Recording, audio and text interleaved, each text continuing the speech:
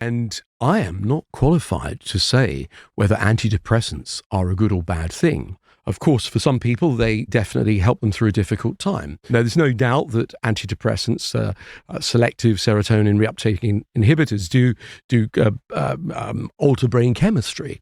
But I think what's happened is a lot of issues that really should be dealt with by psychologists, hypnotherapists, or modern sort of counselors, if you like, have been treated by medication. And that's not bad, by the way, because there's some wonderful medications.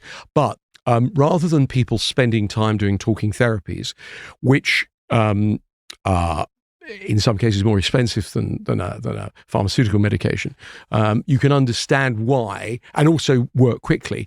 People have gotten into the habit of using medication. However, as a therapist who practices talking therapies and some of these new what we call psychosensory therapies, I think it's something that will become more popular in the future, because we went down some really weird routes thanks to Sigmund Freud, who thought that we just sit and talk about our problems and analyze them, and somehow that will cure people. Now, there's no doubt getting something off your chest makes many people feel better, but going back over and over and over all your problems is a bit like throwing someone with a broken leg down the stairs until they feel better, because you're reinforcing it by going back over it. So for a long time, people thought the solution to overcoming problems was analyzing it.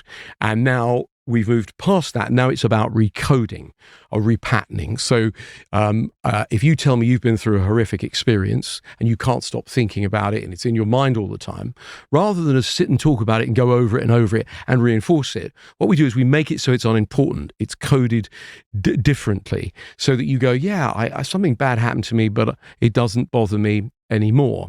And so how we've got to the place where we are, where your question started, where we have a massive proportion of people taking medication, is partly economic, partly cultural, partly a whole load of different things.